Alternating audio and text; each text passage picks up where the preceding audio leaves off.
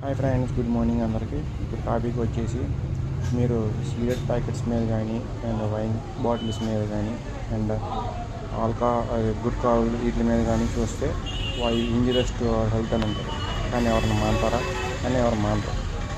నేను ఈ టాపిక్ ఎందుకు తీసుకున్నానంటే, మనకి ఎంత చెడు చేస్తున్నా సరే మన చెడు చేసి మనం వదలం. కానీ మనకి ఏదైతే మంచి చేస్తుందో అండ్ మనకి ఏదైతే సహాయపడుతుందో దాన్ని మాత్రం నిర్లక్ష్యం చేస్తాం.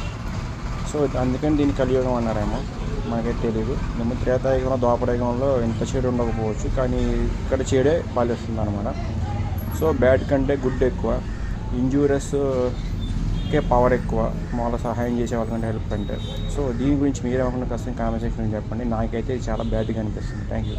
హాయ్ ఫ్రెండ్స్, గుడ్ మార్నింగ్ అందరికీ. ఇప్పుడు టాపిక్ వచ్చేసి మీరు సిగరెట్ ప్యాకెట్స్ మీద కానీ అండ్ వైన్ బాటిల్స్ మీద కానీ అండ్